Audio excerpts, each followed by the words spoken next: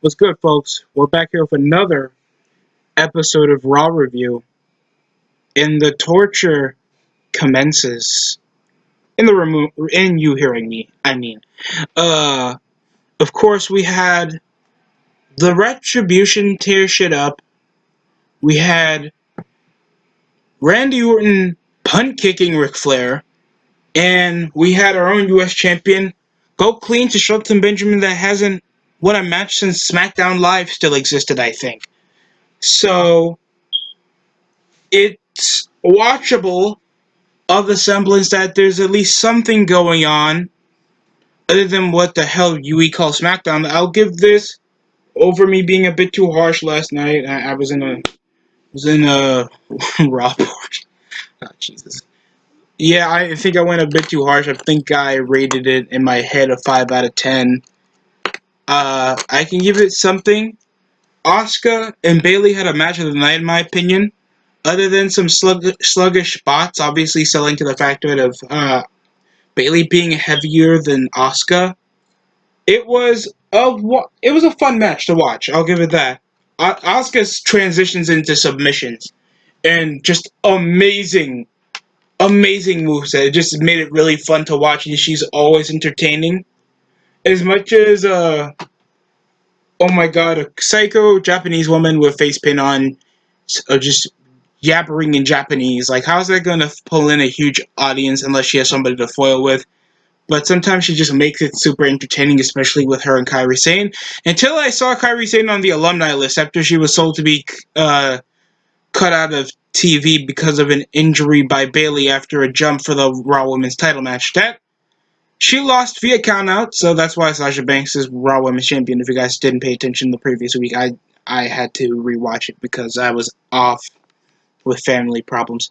So we, of course, also had a contract signing and an opening of the show from Dominic Mysterio off the one-sided chagrin of Samoa Joe that was the moderator for the contract signing.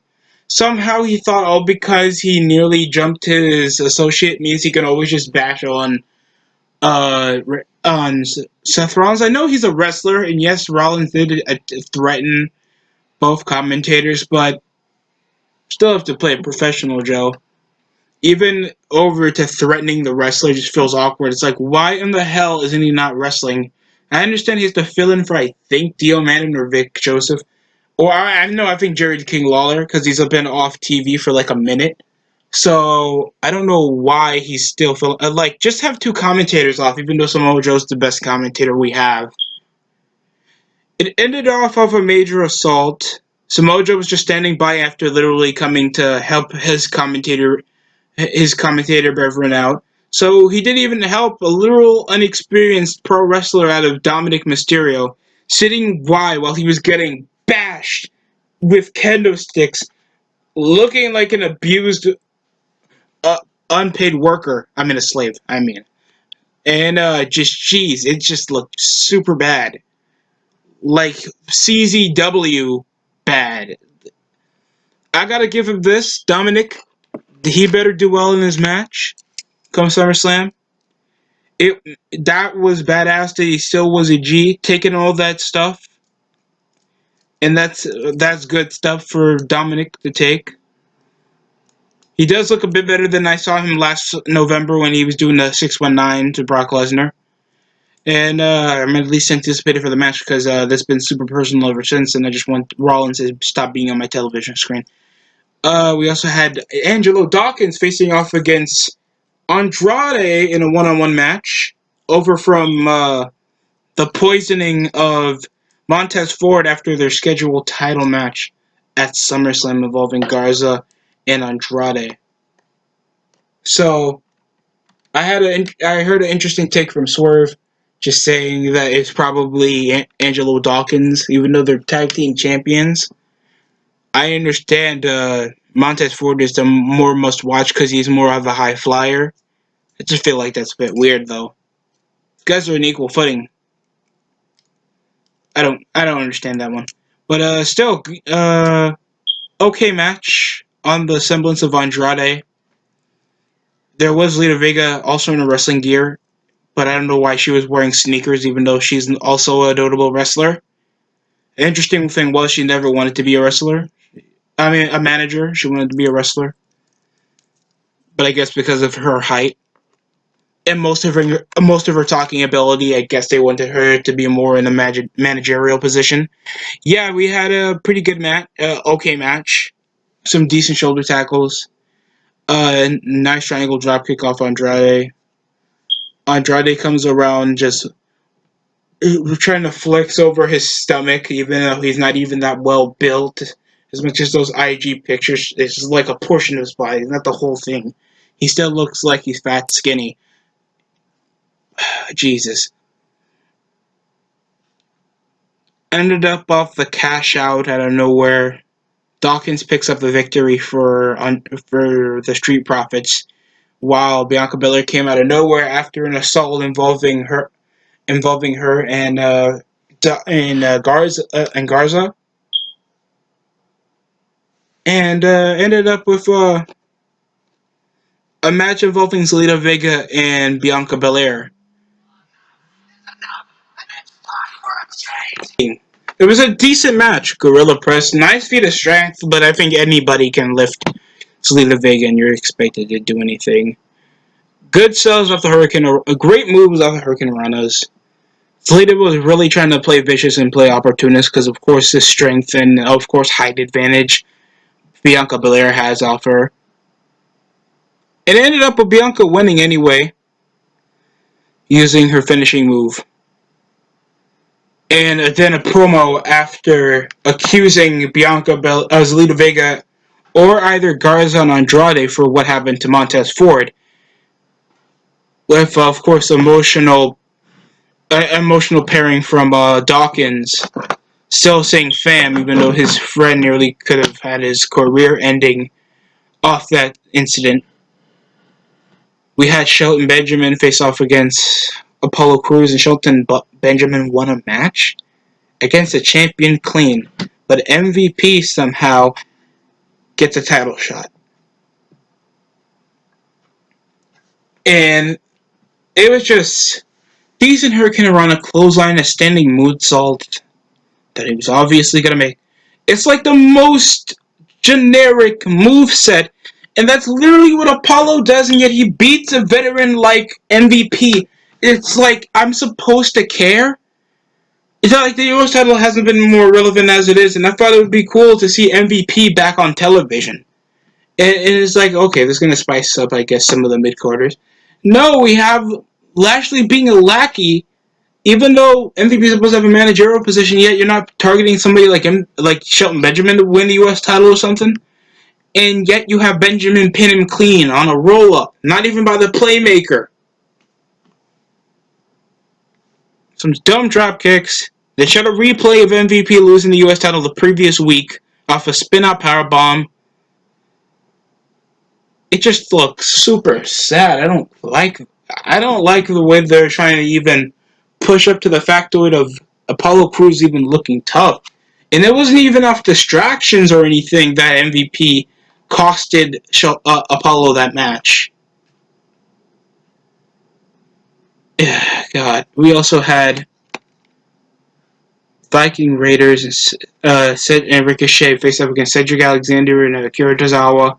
But to show that we still have lower carders, they had they still use that old run-on jokes that hasn't been used since the entire month till Backlash over Ivar's cute. That's why we still have the same white blonde chick that was coming on to Garza, now over to Ivar. But oh my god, I'm not gonna repeat it. It's just retarded. We also had them in an 8-man tag. Cedric and one in the pink, one in the stink against the Ninjas and Akira Tozawa. And they lost. Of course, Akira Tozawa and the Ninjas lost. What happened to that tall, towering dude that they had before? And it was just Inzaguri, some moves off Ricochet and Alexander, then the Viking Experience. Akira Tozawa and some random black ninja that he walked with just left.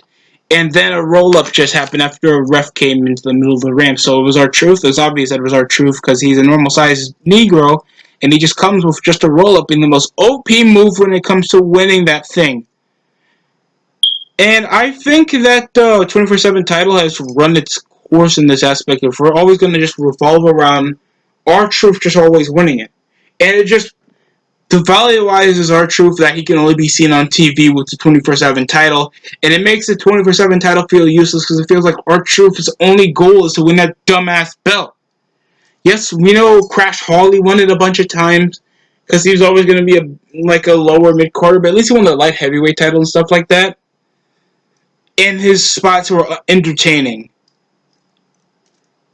And there was more guys like Raven, Big Show, Rob Van Dam, Jeff Hardy, Undertaker, Kane, literally everybody on the roster. Like, majority of the guys that won the title in the roster are either fired or barely seen on TV or on 205 Live. Like, the belt's that irrelevant. We also had Peyton Royce face off against Liv Morgan. I didn't see much except the finish of the match. All I know was, like, I saw the entrance and went off to do something, and then I saw Liv lose the match, and then having a bit of a discussion with Ruby Riott after showing that these chicks were cool. It feels like they're all coexisting. It didn't end up to the victory of the match. And it's like you're just bringing them back over to the losing pole to have some semblance of them feuding with the Iconics. And then we also had a segment involving Mickie James and freaking... Yeah, Mickie James is back. Mickie James literally came back to disrupt an interview with Natalya and Lana. I forgot that they're still a group or just friends because they're barely on television. The best thing they did was beat Natalya, pinning Liv Morgan clean and then nothing else. And Natalya is like just a disrespected jobber because as much leeway she should be given and as much respect she's given, the best thing, she's a great worker. And I give her much for still staying in shape and always staying consistent and always being probably a good locker room leader. I just need her to like freaking either go somewhere else or retire at this point. Because she just does nothing for the roster. I don't even know why Lana's still even on the roster.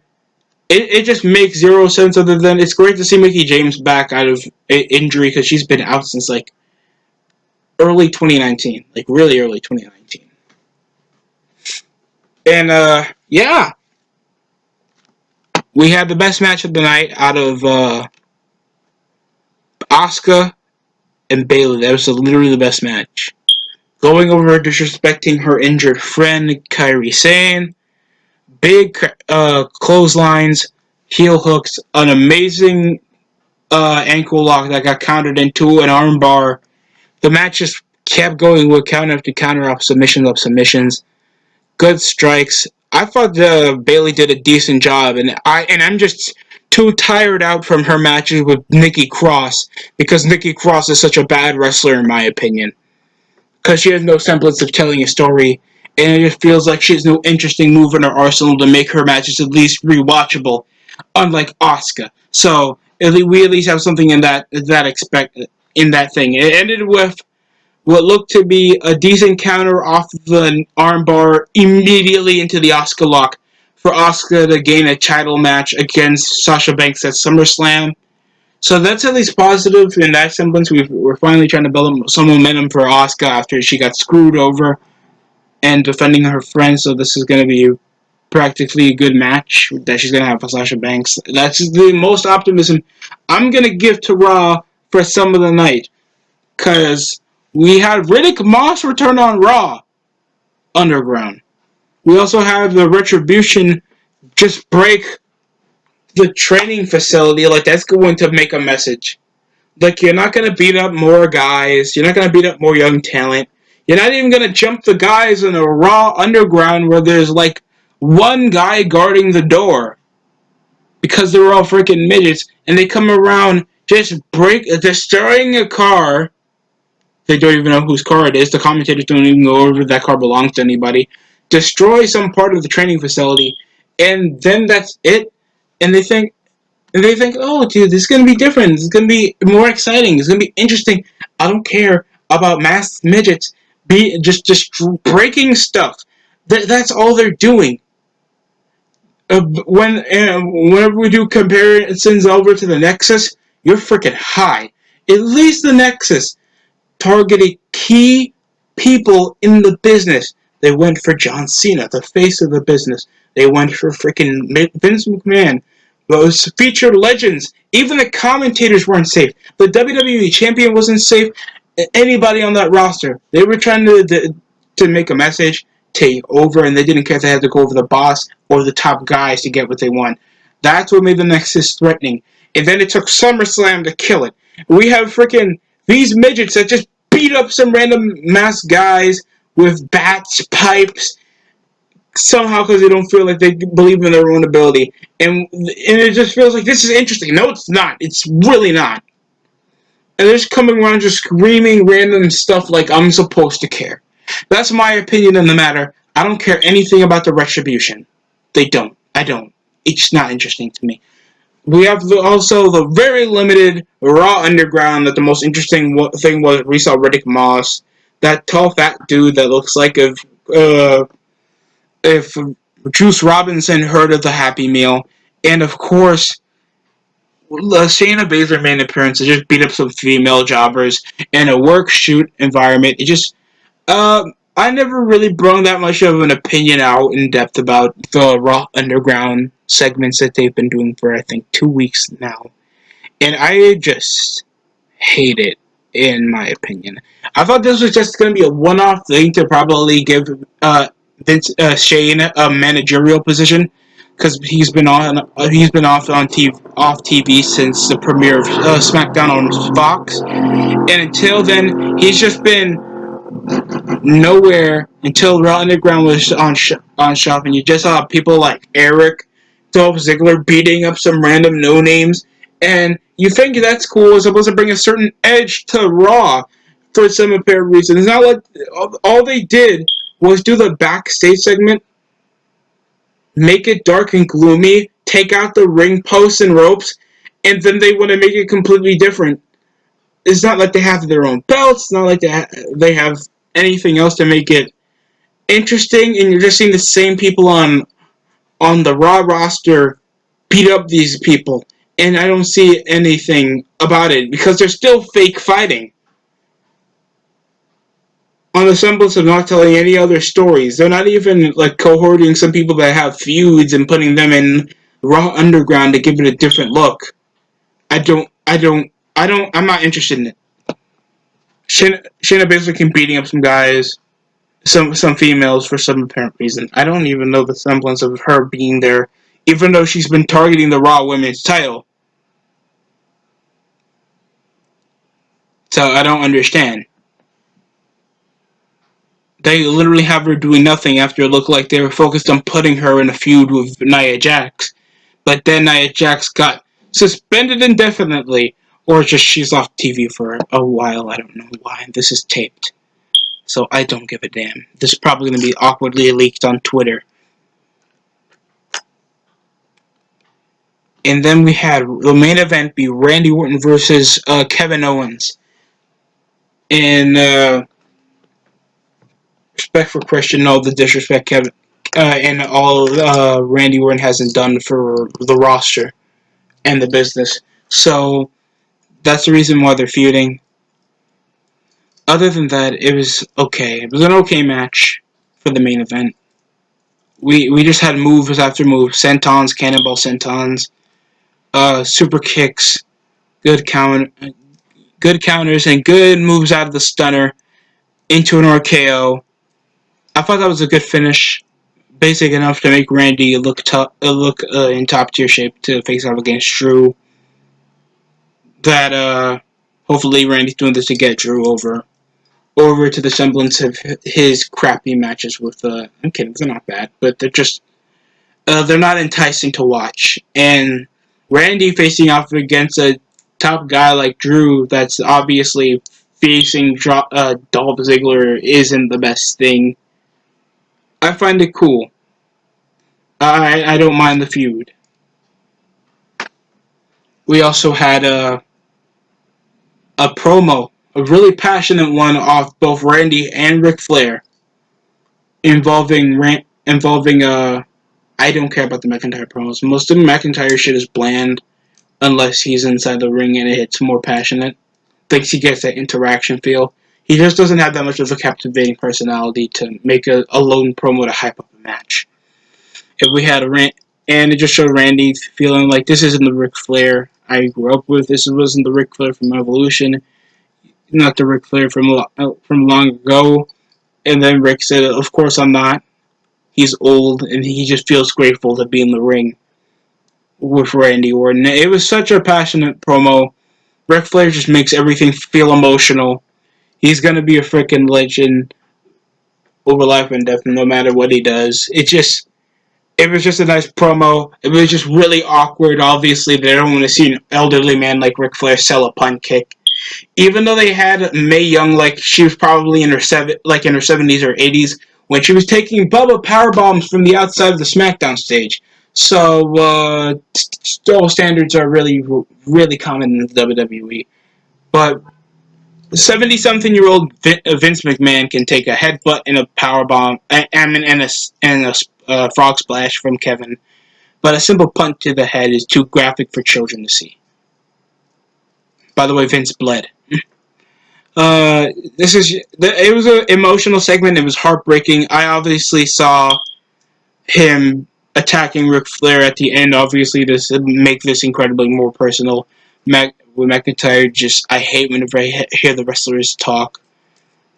Like, I understand they're trying to sell the emotion of the match being more personal, but it just feels like, oh my god, just shut the hell up. Just say you son of a bitch and just get it over with. We have the next week to worry about. Just McIntyre talking just hurts me. It's just, and it was a cool emotional segment, and McIntyre coming around, it was cool. I guess it was good. I just, it's just, it was just really awkward with the lights out, obviously because of Ric Flair. I don't think that they don't want viewers seeing an old man getting kicked in the head, and it makes sense, but it's just weird. Or you think it would be the Retribution still messing around because they've just been breaking shit without security, just telling them, "Hey, go back, go back." It's not like you can't have big guys hire like you have guards like that big black guy guarding the door for Raw Underground, but you have these small midgets trying to stop them from breaking private property, and these are people that look 5'3", and you have them just breaking stuff without any damn reason. You think, oh, it's chaotic. It's not interesting. Please stop. It's really not. It's not making people watch. And it's not like the viewership is going to show that or not. Oh, God. The Raw gets a 6. I'll give it that the women's matches were good. I liked the segment with Orton and Ric Flair after the main event. And Mickie James coming back is great. The Dominic segment, his promo needs work, obviously. He's a newbie in this. But him taking that punishment for a personal feud, I thought that was the coolest part of the show. And Humberto Carrillo obviously losing to Seth Rollins was predictable. That's why I didn't go over it. I'm sorry if you thought I didn't care about Humberto Carrillo. Nobody cares about Humberto Carrillo. No one cares about literally this promoless piece of schlock, obviously there to captivate some eyes like nobody else can do. A moonsault, a senton, a tornado DDT, a hurricane rana, or anything else. There's nothing captivating to watch an Humberto match other than he's fighting for the respect of Rey Mysterio. That's about it. And La Familia. That's it. Peace. Thanks for watching. DST Show. Like, comment, and subscribe. Help me grow up to 30. Still waiting. But thanks for watching.